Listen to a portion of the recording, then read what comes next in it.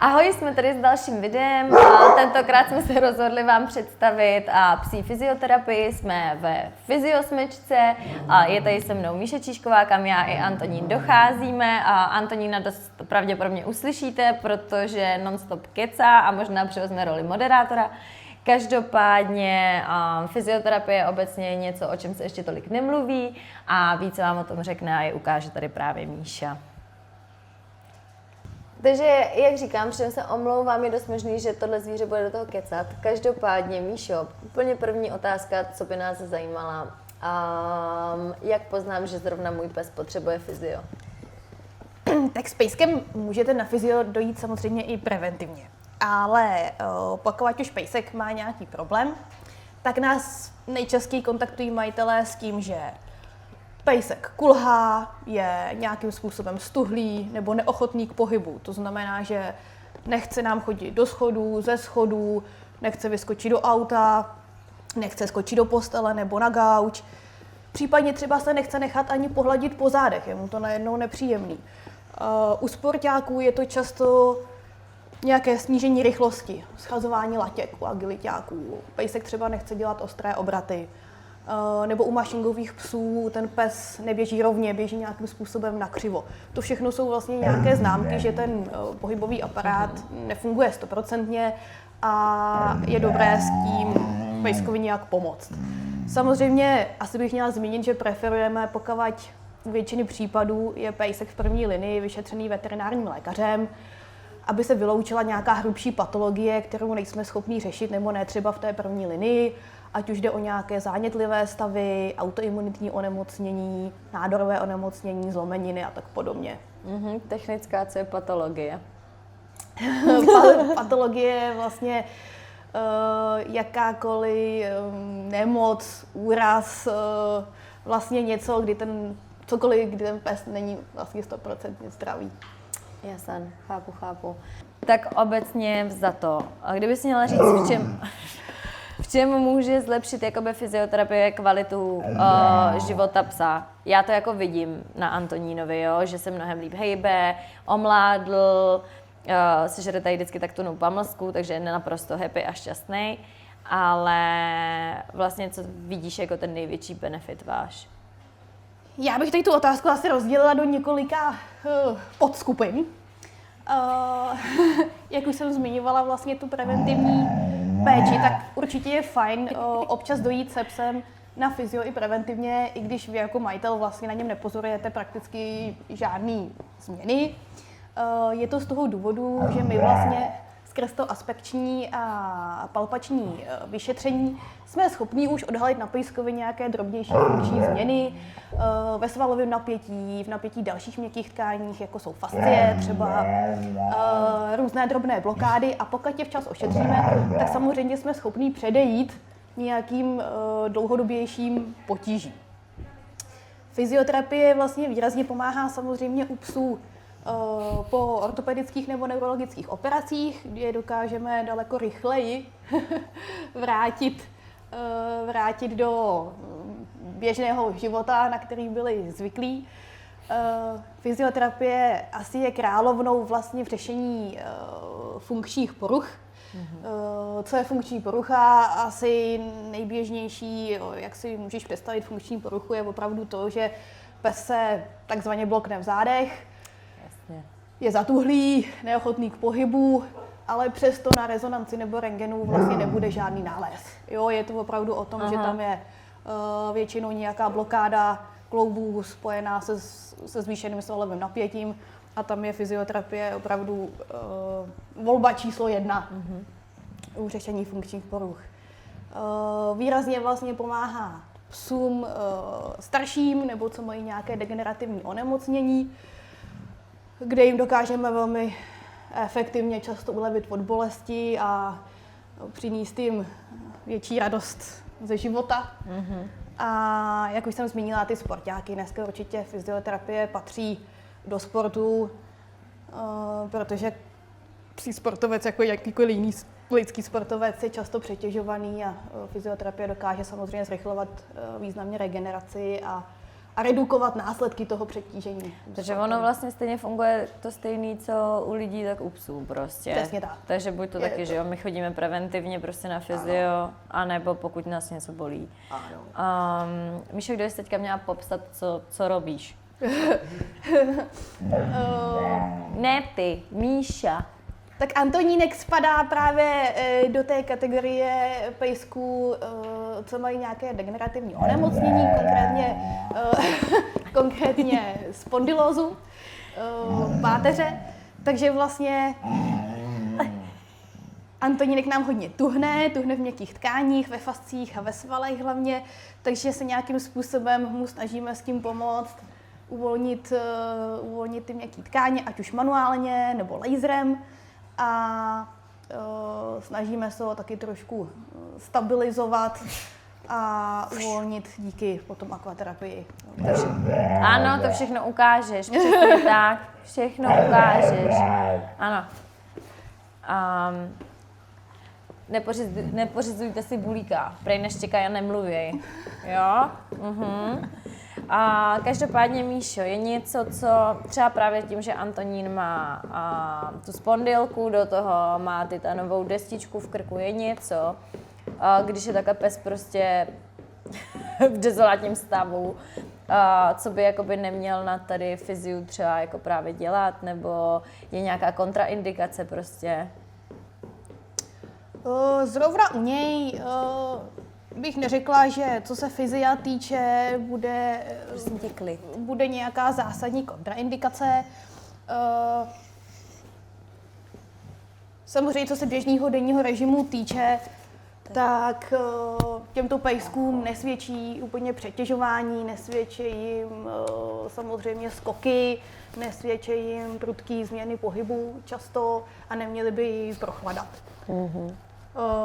Co se týče té klasické fyzio, tak tady zase takový omezení úplně nemáme, krom vlastně mobilizací, protože samozřejmě tam, kde je titanová destička a tam, kde už je spondyloza ve smyslu srůstu těch obratů, tak tady ty regiony nemobilizujeme a o to více se můžeme zaměřit na ty měkké tkáně okolo, které vlastně většinou jdou do zvýšeného napětí.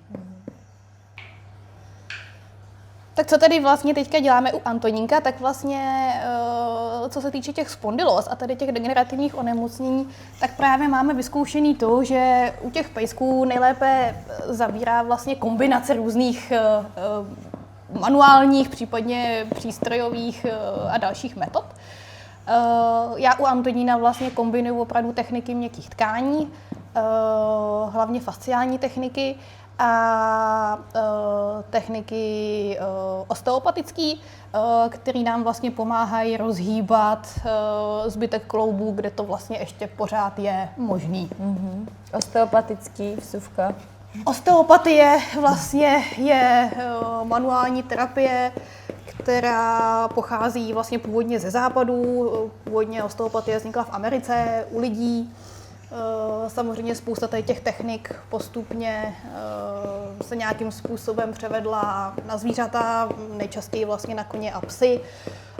Takže já využívám vlastně osteopatickou techniku, kterou převedl jeden britský chlapík nejdřív na koně, potom na pejsky. A u těch psů vlastně se ukázala, že je velmi efektivní, protože vlastně dokáže ty klouby poměrně jemně zmobilizovat, například oproti chiropraxi, kde ty hmaty jsou daleko drsnější, prudčí, tak ta osteopatie bývá taková za mě určitě jemnější, šetrnější, líp se v tom kloubu rozprostře nějaká ta nitrokloubní tekutina, takže ten kloub po tom ošetření se daleko líp hýbe. Snažíme se vlastně, aby ten kloub se hýbal opravdu do všech směrů rovnoměrně a zároveň díky tomu, že se dobře hejbe ten kloub, tak nějakým způsobem vlastně se upravuje i to svalové napětí okolo. Jasně. Hele, teď mě napadlo úplně spontánně. Zaznamenala jsi na YouTube, na Instagramu, sorry boomer, na Instagramu je takovej ten doktor, který vezme takhle psa, přijde k němu úplně schrbený pes, on ho vezme, křupne s ním totálně, ten pes je úplně nechápe, co se děje, ale ten pes je najednou dobrý a vrtí ocasem. viděla jsi to někdy, protože mě by hrozně zajímal tvůj názor na to, jako, že jestli si myslíš, že to je fake, nebo jestli to je real a jestli to fakt tomu psovi takhle strašně pomůže. Protože mně to přijde neskutečný. Já teda to hrozně ráda koukám, protože to je masakr. Já jsem viděla tady těch videí několik a spadá to právě do té kategorie chiropraxe. A myslím si, že fake to být nemusí. Ty chiropraktické hmaty bývají často velmi efektivní, ale musí je provádět fakt někdo, kdo ví, co dělá, protože u tady těch opravdu prudkých nárazových manipulací vždycky hrozí, že tam dojde například k poškození toho kloubního pouzdra. Takže určitě to jakoby nejsou hmaty, které by se měly opakovat nějak zvlášť často a musí je prostě dělat někdo, kdo fakt jako to umí a ví, co dělá. Jinak tam jako hrozí, je tam prostě vyšší riziko poranění těch okolních struktur. No a třeba poznáš na těch psech, když se jim to nelíbí, nebo to místo je právě jakože to špatný, že jo? Třeba Tonda, tak ten vždycky začne mluvit a chce odejít, jakmile ho to azývá. Jasně, ono těch signálů je několik. Někdy to dává ten pes najevo přesně v nějakém výrazu, vlastně obličeje, nějakým zvukovým projevem. Když už je to velký diskomfort, může se samozřejmě ohnat, může kousnout. To se ti někdy stalo? Že se ohnal, se mi stalo. A že tě kousnul? Že mě kousnul nějak jako na féra, se mi zatím nestalo. Dobrý? Se mi zatím nestalo. Ale přesně, když je jim to nepříjemný třeba jako teď, tak ten pes se začne prostě vrtět, začne se tak jakoby ošívat. Tady se mu vždycky stahuje ta... Ano, jo, vidíš to vlastně na stahování těch měkkých tkání. Tady se stahuje kůžička. Když vlastně... Brutálně, vidíš. Ty má, that's the spot. Nahmátneme trigger point nebo nějaké fasciální místo. Teď to nedělá najednou. Jo, teď. Tak vlastně se začne ta měkká tkáň takhle vlastně stahovat. Takže je to stejný, co u lidí. Jo. To je hustý. No a Míšo, jak dlouho vlastně už funguješ? Fyziosmečku si myslím, že máme 4. rokem. Já jsem původně začínala jako lidský fyzioterapeut. Pracovala jsem jako lidský fyzioterapeut, ale už vlastně v průběhu vejšky jsem si začala dělat nějaký ty kurzy těch dornovek pro psy a takové ty menší kurzy, co byly dostupné. A až postupně, když jsme vlastně zakládali tuhle firmu, tak jsem pak začala dostudovávat právě i vlastně ten osteopatický zahraniční program. Potom vlastně stekofascie, což stekofascie vlastně školí jediný školitelé Finové na světě. Takže vlastně ten kurz byl pořádaný v Čechách, takže to bylo super, že jsem mohla absolvovat i takovýhle školení. A vlastně vzděláváme se i nadále, co se týče akvaterapie a laser terapie na různých jakoby dalších neustále pokračujících seminářích. Takže vlastně fyzio je takový celoživotní studium, bych řekla, který nikdy nekončí. A myslíš, že to získává už na popularitě? Jakože, teda takhle, já s kým se bavím, z lidí, jako z našich kliošů, tak furt to ještě není tak známý, že mi přijde, že jako ještě furt jako to není tak jakoby to přijímaný, jakože ty lidi nechápou, proč by vlastně se psem měli chodit na fyzio. Já si myslím, že samozřejmě se to výrazně posouvá. Jiný je to určitě ve velkých městech oproti vesnicím. V Praze už rehabilitují zdaleka nejen psy, ale už i králíky, fretky, ježky a vlastně skoro cokoliv. Liberec bych řekla, že je takový město tak nějak na pomezí, je to relativně velké město, ale samozřejmě ještě tady rezervy určitě máme. Takže posouvá se to ne nějak jakoby skokově, ale určitě ten zájem jako je vidět, že je vlastně větší a větší. Tak ty máš asi spíš jako stejně jako pravidelný klienty, ne? Že ti jako přijdou a pak prostě, jakože nemáš jednorázovky, ne? Občas taky, ale musím říct, že nám se klienti spíš vrací, takže my máme jako opravdu spíš jakoby stálý klioše, co chodí pravidelně, anebo se po nějaký době vrátí s nějakým buď stejným nebo jiným problémem. No, jasně, no. Chápu. Dobrý, žiješ? To není Tonda, jo, to je vedle. Vedle právě probíhá výcvik. Viď? No a máš tady, nebo měla jste někdy jakože psího klioše, který byl, se kterým jsi to třeba musela jako ukončit, že to prostě nešlo, že to nezvládal psychicky? Jsou klienti, kteří jsou náročnější a méně nároční. Měla jsem tady fénu, která byla opravdu hodně jako nevyzpytatelná, že chvilku byla hodná a pak, když se jí něco nelíbilo, tak už vypálila docela ostře. Ale vyloženě těch agresivních psů naštěstí máme úplně minimum. Samozřejmě, když už ten pejsek jako jeví nějaký známky agrese, tak ošetřujeme pejska jenom s košíkem. Ale myslím si, že jako s 90% nebo 99% psů jsme schopni se nějakým způsobem domluvit a to ošetření prostě provést. Tak, Míšo, teď laseruješ a popiš nám prosím, co ten laser vlastně dělá. Tohle je vlastně vysokovýkonný MLS laser. Když nám to někde neodejde. Pojď sem, pojď ke mně, pojď. No, to je ono, tak si hají.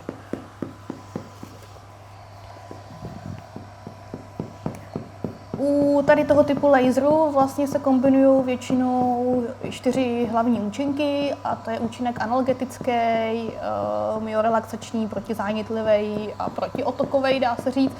Takže v závislosti na programu samozřejmě se snoubí nějakým způsobem tyto efekty.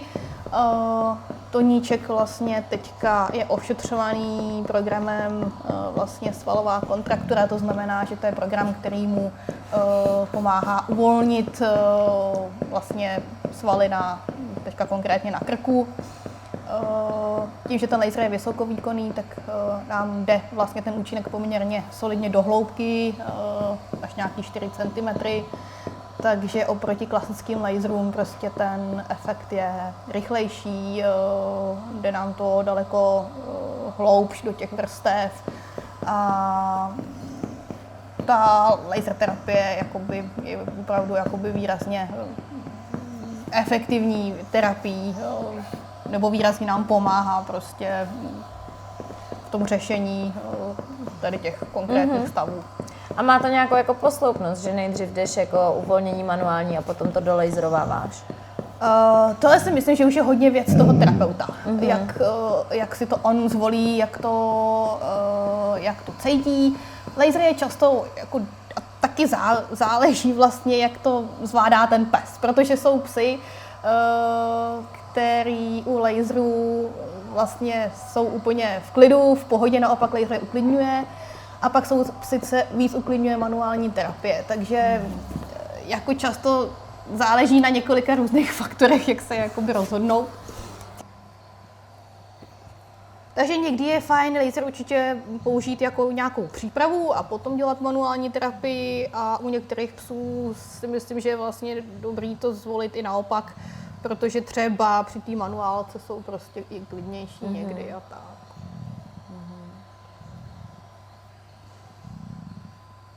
No my vlastně s Tonínem používáme, že jo, jak manuálku, pak laser, pak půjdeme do vany a minule jsme cvičili.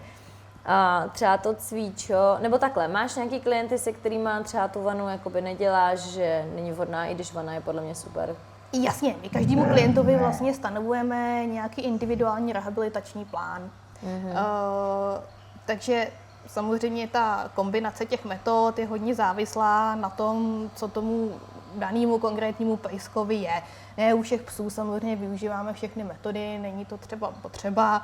U pejsků typu Tondy, kdy je tam nějaký degenerativní onemocnění, často využíváme těch metod několik, protože oni z toho opravdu jakoby těží z té kombinace vlastně nějakého toho manuálního uvolnění laserů a zároveň ale posílení prostě hlubokého stabilizačního systému a určitý jakoby aktivní terapie. Ale chodí nám například pejsy třeba jenom na hojení ran, nebo třeba pejskové, co mají natržený sval nebo něco takového, tak tam preferujeme potom třeba využití laserů a minimálně v těch počátečních fázích a teprve třeba po pár týdnech, nebo když se ten stav zlepší, tak začneme využívat třeba další metody. Ale laser je třeba kontraindikovaný u jakýchkoliv nádorových stavů.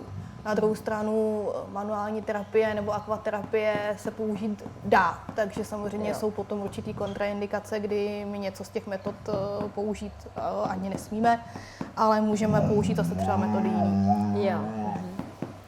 No a třeba mě by zajímalo, jestli... Ošiši, emoce.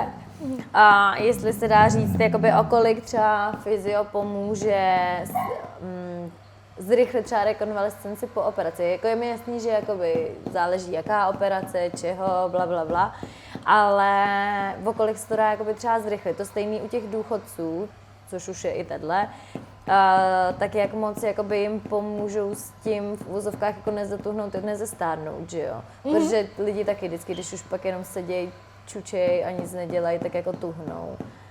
Já se ještě tedy vrátím malinko k tomu laseru, protože pokud tam máme nějakou pooperační ránu, nebo nemusí to být pooperační rána, může to být samozřejmě i nějaká rána z pokousání, nebo prostě pokud se teda pejsci třeba poperou, nebo tak.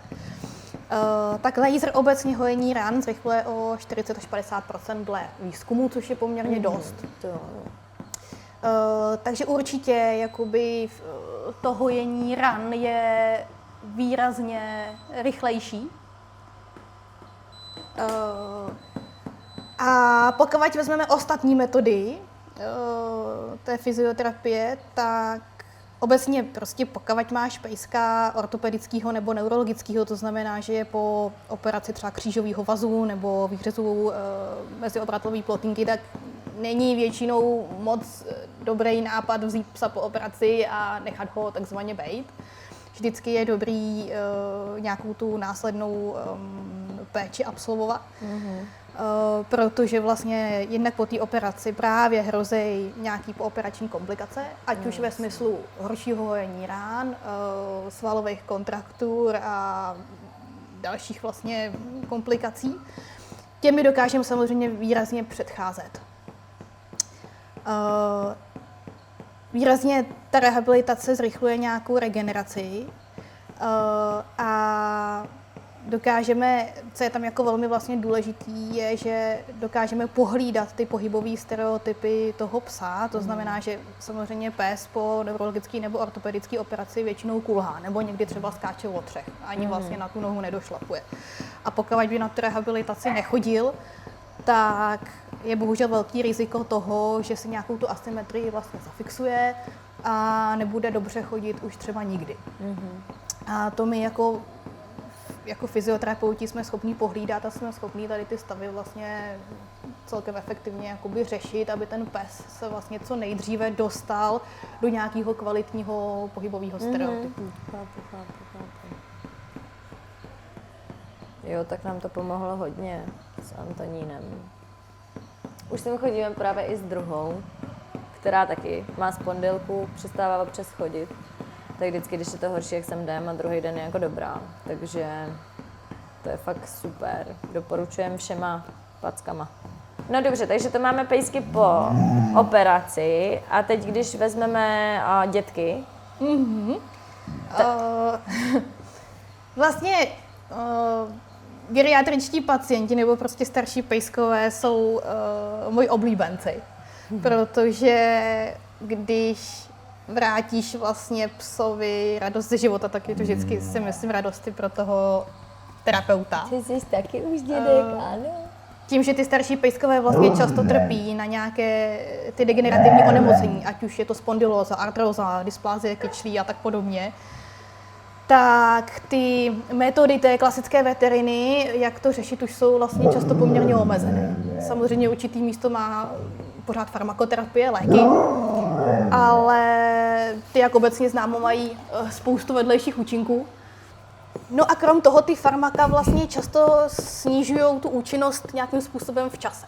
Kdežto ta fyzioterapie, když je vlastně prováděná správně i u těch seniorů, tak prakticky žádné vedlejší účinky nemá. Pes na ní může chodit dlouhodobě. A i tak vlastně nám významně přispívá vlastně k redukci té bolesti. My často u těch pejsků fakt kombinujeme... Tony, lehni. Šup lehnout. Různý možný dostupné metody, takže když ten pes vlastně přijde o tu bolest, tak si můžeme dovolit samozřejmě zapojit nějaké metody i aktivní, kdy ten pejsek cvičí nebo chodí v té vaně a podobně.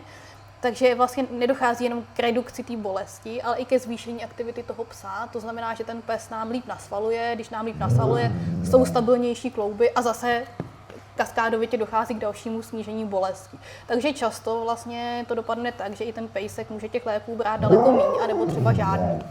Takže v tom jako si myslím, že je jakoby velký benefit vlastně fyzioterapie u psích seniorů. No jak často by teda podle tebe měl pejsek chodit na fyzio? Jakože já vím, že se to nedá říct takhle obecně, ale... Tak, pokud vlastně budete chodit se psem čistě preventivně, to znamená, nebudete mít nějaký problém, tak doporučujeme tak 2krát do roka. Pokud je to sportující pes, tak před sezónou, po sezóně, pokud je to mazlíček, vycházkovej, tak je to prakticky jedno, tak prostě třeba 2krát do roka. Když je tam nějaký problém, tak samozřejmě, jak jsem zmiňovala, stanovujeme ten individuální rehabilitační plán, ale obecně se dá říct, že čím akutnější je problém, tím častěji ten pejsek dochází. To znamená, když třeba pejsek nám bude chodit po nějaký částečný ruptuře svalu, tak dochází klidně třeba 3krát týdně, protože ho budeme právě laserovat, potřebujeme hodně nakopnout hojení a bude chodit ze začátku hodně často. Když je to nějaký chroničnější problém, jako u tondy, tak vlastně ty pejsci chodí méně často, ale o to dlouhodobě nebo někdy prakticky do konce života a tam potom záleží, v jakém stavu ten pejsek je. Takže tam nám dochází třeba jednou za 2, za 3 týdny, někteří jedinci třeba jednou za měsíc, ono taky záleží na, jak majitelé bydlí daleko a na dalších faktorech. Pokud je pooperační pes, tak pooperační psi chodí plus minus jednou týdně, zase v závislosti na stavu. No jasně. Tak Míšo, kdybys nám měla popsat, co teď děláme. Tak Tonda nám teďka chodí v akvaterapeutické vaně. Akvaterapie má obecně mraky benefitů. Pejsek vlastně je tou vodou nadlehčený, v závislosti samozřejmě, jak vysokou má hladinu. Tonda je teďka, bych řekla, nadlehčený tak o nějakých 50%. To znamená, že samozřejmě pejskové, co mají nějaké bolesti, tak to odlehčení pomáhá v tom, že Šnel, pojď ťapej. ta bolest se výrazně redukuje. Přesto je tam velký odpor vody, takže samozřejmě nám v té vodě ten pejsek posiluje, jak končetiny, tak vlastně hluboký stabilizační systém, tak svaly břicha, trupu a zad. Voda nám obecně, tím, že vlastně je tam ten jedoucí pás běžecký, tak nám to udělá efekt velmi pravidelný chůze. Často tam můžeme u toho psa vidět i prodloužení kroků. Pejsek, co třeba na suchu kulhá, tak v té vodě se nám to kulhání výrazně redukuje. A jsou i pejskové, který ta vana vlastně výrazně baví. Tonda spadá spíš do kategorie, já si to odchodím. A to jenom za piškoty. Jenom za piškoty. Ale i přesto vlastně věříme, že vlastně z toho těží ve smyslu vlastně opravdu jakoby pravidelný chůze, hezkého nasvalení, prodloužení kroků. Ta voda je teplá, má vlastně okolo 30-32 stupňů, to znamená, že je v rehabilitační teplotě, takže tam vlastně dojde i k uvolnění vlastně stuhlých kloubů a celkově prostě zase obnovujeme nějakým způsobem prostě pěkný pohybový stereotyp. No a teď vlastně vzhledem k tomu, že venku je asi minus 150, ať je Liberec, tak po vlastně fyziu, terapii a cviču, tak asi pak většinou ty pejsci by měly zůstat furt dál v teple, ne? Takže jakoby Přesně tak. Jakoby, když je takovýhle počasí a je opravdu zima, tak je samozřejmě důležitý pejska dobře vysušit, někdy třeba i vyfénovat, aby byl opravdu suchý. Někdy doporučujeme těm majitelům klidně, aby si zahřáli auto i dopředu, aby opravdu šel jakoby pejsek ne do ledového auta, ale do trošku roztopeného. Spousta majitelů si nosí různé župánky nebo oblečky, aby vlastně ten pes po té Taky vodě, máme. prostě pokud není 100% suchý, prostě zůstal v teple. Určitě není jako ideální variantou vzít mokrýho psa do vrazu a nechat ho tam. No co by se třeba mohlo stát, kdyby to někdo udělal? Určitě od jako klasického nastydnutí až po prostě zatuhnutí těch svalů okolo. No. No a třeba teďka berme v potaz, že i kdyby jako nebyla zima, bylo léto, tak jaký režim by vlastně ten den po té fyzioterapii měl pes mít? Záleží zase trošku, co se konkrétně dělá. Pokud vlastně šaháme do napětí těch měkkých tkání a případně mobilizujeme klouby, tak doporučujeme 3 dny po fyzio nějaký takový odlehčený režim. To znamená, aby pejsek třeba úplně neběhal za balónkem, nehrál si moc s ostatníma psama, kde ty pohyby jsou opravdu prudký, nárazový, skokový. Pak je to zase sporták, tak aby nešel do nějaký úplně velký zátěže. Vlastně jde tam o to, že ten pohybový aparát, pokud se mu přenastaví nějakým způsobem podmínky, tak potřebuje nějaký čas, aby se s tím srovnal a i to samotné srovnání se s tím je pro toho pejska náročný. A pokud by se vlastně zatížil hodně rychle po té fyzio, tak vlastně se může stát, že buď ten efekt té terapie nebude žádný, anebo naopak dojde vlastně ještě k rozbouření a jakoby k opětovný nějaký blokádě. Jasně. A tak mě třeba zajímá, jakože kolik třeba tak zhruba máš teďka klejošů?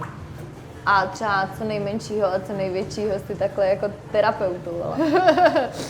Tak nejmenší klient je určitě krysaříček, který má 1,60 kg. Ty krásno. A moc menšího už mít asi nebudem, nikdy. A největší tady byl vlkodav, no. Takže... To váží okolo 60, ne? No, to bylo štěně, vlkodava asi 8měsíční a už tak nějak jsem měl okolo těch 60 kg. Krásno, ale jakože já si říkám, jak to dokážeš specifikovat, když vážíš necelých 50 kg. Jakože víš, co tonda je trouba, ale pak přesně. Tak vlastně zrovna štěně vlkodava bylo samozřejmě poměrně živý ještě. Ono, proto je někdy hezký ošetřovat i ty starší pejsky, protože jsou prostě klidný. U těch štěňat je to někdy trošku náročnější, tak tam prostě pomůže samozřejmě i majitel často. A člověk musí pracovat určitě u štěňat rychlejc než u pejsků seniorů, kde si to může jakoby v uvozovkách dovolit luxus toho času, že ten pes to prostě uleží a zvládne to. No. Takže samozřejmě tohle už je na té kreativitě toho terapeuta, jak si s tím poradí. Je pravda, že když jsme začínali s Tondou, tak to taky moc nemusela, teď už si to docela užíváme, přijde. Jo, přesně tak. Vlastně hodně těch psů, když přijde na to fyzio poprvé, tak samozřejmě je to nějaký stres.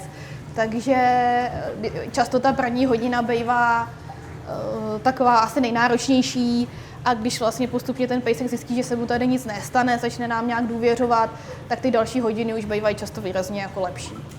A teď otázka, jakože mimo, ono to s tím souvisí, ale jsi schopná, protože my jsme se poznali tak, že jsi původně dojížděla za mnou domů, že jo? A děláš to ještě teď, nebo už se vždycky musí lidi objednat sem k tobě? Dělám to ve asi řekněme výjimečných případech, to dojíždění ke klientům. Jako lepší samozřejmě pro nás variantou je, když ten pejsek přijde, protože tím, že využíváme ty přístrojové metody, tak je pro nás jednodušší, když samozřejmě ten pes dorazí k nám. Ale v případě, že to není možný, tak samozřejmě jsme schopni za pejskem dojet. Můj poslední pes v domácím ošetření byl vlastně služební pes, čerstvě vyřazený z Krapštejna, byl to pes vlastně pohraniční, který vyhledával drogy a zbraně, takže ten si to, si myslím, jako hodně zasloužil tu péči. A on jako opravdu už nezvládal dobře vlastně převoz autem. Takže tam jsem brala laser zbalit můžeme, samozřejmě ten je cestovní.